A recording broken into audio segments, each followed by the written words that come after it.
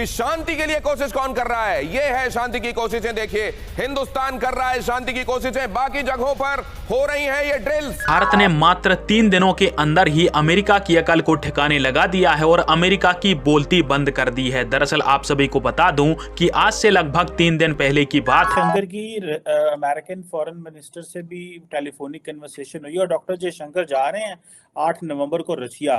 तो क्या कोई अमेरिका का पैगाम ले जा रहे हैं, कोई मीडिएशन करा रहे हैं?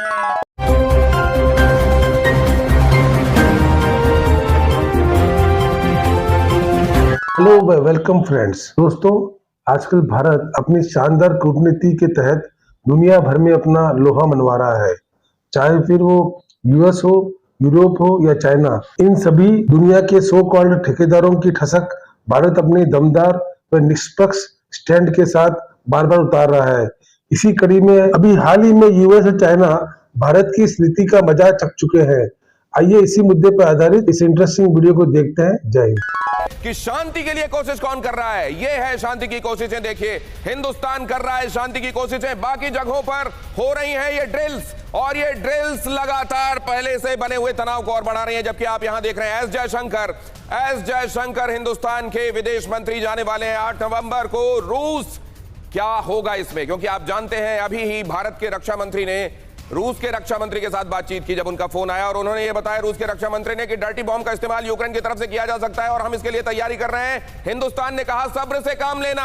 अब एस जयशंकर जा रहे हैं रशिया, आगे क्या हो सकता है। और तो दोस्तों, भारत ने मात्र 3 दिनों के अंदर ही अमेरिका की अकल को ठिकाने लगा दिया है और अमेरिका की बोलती बंद कर दी है। दरअसल आप सभी को बता दूं कि आज से लगभग 3 दिन पहले की बात है। भारत के लिए अमेरिका की तरफ से खबर निकल के सामने आई थी कि भारत और अमेरिका के बीच में जो ट्रेड पॉलिसी फोरम की बैठक होने वाली है उसको अमेरिका ने अचानक से स्थगित कर दिया है, जिससे भारत और अमेरिका के बीच में जो व्यापार को लेकर कई सारे समझौते होने थे वो कैंसिल हो जाएंगे और यह जो बैठक है वो अनिश्चित काल के लिए स्थगित की गई है। पर यदि यह बैठक संपन्न हो जाती तो भारत के लिए बहुत बड़ा फायदा मिलता, क्योंकि भारत के अंदर बना बनाया माल अमेरिका के बाजारों के अंदर बिना किसी रोक टोक के भारत बेच सकता था। परंतु अमेरिका ने अपने इलेक्शन का बहाना लेकर इस बैठक को टाल दिया। परंतु इसके पीछे कई सारे एक्सपर्टों का मानना है कि जिस प्रकार से भारत और रूस के बीच में व्यापार 18 बिलियन डॉलर को क्रॉस कर चुका है,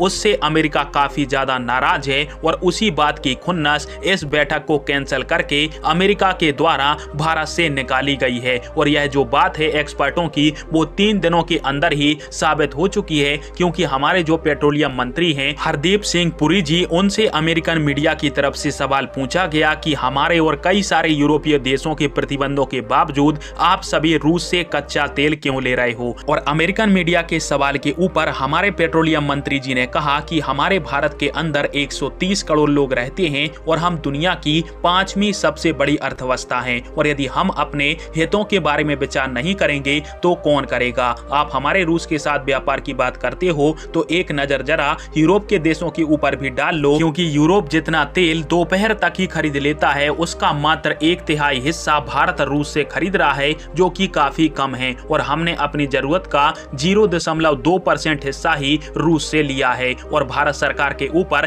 किसी भी प्रकार का दबाव नहीं है कि भारत रूस से ही तेल ले। भारत को जहां से सस्ता तेल मिलेगा भारत वहां से सस्ता तेल लेगा। अभी फिलहाल में भारत सबसे ज्यादा मात्रा में इराक से तेल खरीद रहा है, ना कि रूस से, क्योंकि इराक से हमें सबसे ज्यादा डिस्काउंट के अंदर कच्चा तेल मिल रहा है। और इस प्रकार से भारत के पेट्रोलियम मंत्री ने 3 दिनों के अंदर ही अमेरिका को आईना दिखाया है और भारत के ऊपर सवाल उठाने वाले अमेरिका की बोलती ही बंद कर डाली है। अमेरिकन फॉरेन मिनिस्टर से भी टेलीफोनिक कन्वर्सेशन हुई और डॉक्टर जयशंकर जा रहे हैं 8 नवंबर को रशिया।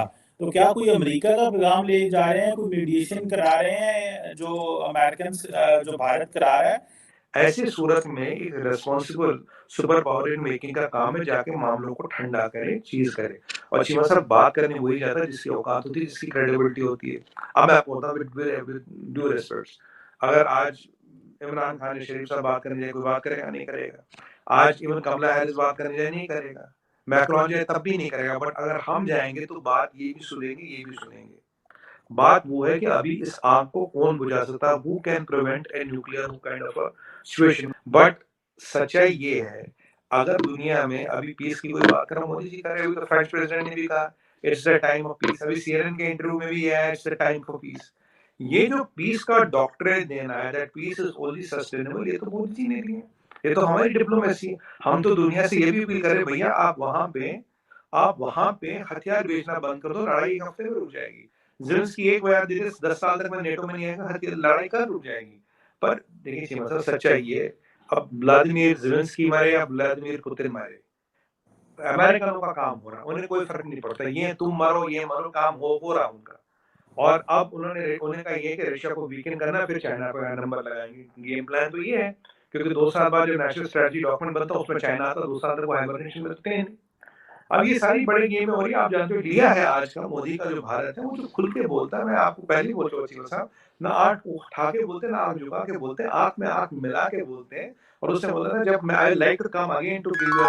हमारे एक्सटर्नल अफेयर्स मिनिस्टर जयशंकर साहब ने चाइना के एम्बेसडर को सीधे सीधे बोला कि बॉर्डर पे जो आपकी ट्रूप्स खड़ी हैं इनको वापस लेके जाओ, वरना हम आपसे बात नहीं करेंगे, और बात नहीं करेंगे हमारी तरफ से रिटेलिएशन भी आ सकता है। इंडिया की डिप्लोमेसी है कि उसके पत्ते आजकल बिल्कुल सही पड़ रहे हैं, एक पत्ता बिल्कुल सही, अगला भी सही, तीसरा भी, चौथा भी, पांचवा भी, एक के बाद एक, चाहे यूरोप हो, अमेरिका हो, रशिया हो, यूक्रेन वॉर हो। अभी यूक्रेन वॉर पर भी बात करेंगे हमारे जयशंकर साहब, जो जा रहे हैं अभी नेक्स्ट मंथ यानी कि नवंबर 8 को रशिया, वहां पे जाकर के बहुत सारी बात होंगी। ये मैं जब कहता था कि India is super power in making, लोग को 2-3 साल पहले ही चीजें हजम नहीं होती थी, कहते अरे तुम तो चाइना से डरे हुए हो, तुम तो चाइना तो ये, चाइना तो गलवान में आ गए, चाइना तो ये आ गया।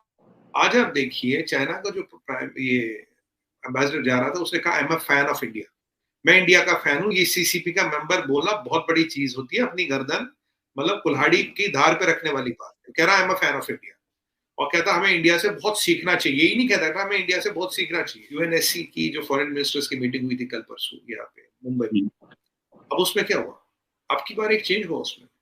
चाइना को डॉक्टर जयशंकर ने आज सैटरडे को सीधा सीधा सुना दिया। और दूसरी चीज क्या की उन्होंने, वो जो मीर वाली क्लिपिंग थी जब वो 26 हैंडलर्स को चला रहा था, जो मेजर पाकिस्तान आर्मी में, जिस पर चाइना ने टेक्निकल होल्ड लगा दिया था, सीधी सीधी वो क्लिपिंग चला रहे। पहली बार इंडिया ने वो क्लिपिंग चला दी, बोला भैया ये है मीर, इस पर होल्ड लगा रहे थे और ये तुम कर रहे थे। और आज डॉक्टर जयशंकर साहब ने वहां एक और धमकी दी स्ट्रेट, कह रहा देखो भैया जब ऐसे वैसे चलते रहेंगे ये टेररिज्म बढ़ता रहेगा, टेररिज्म को पैसा चाहिए, मनी लॉन्ड्रिंग चाहिए, और FATF के ग्रे लिस्ट में डाल के पाकिस्तान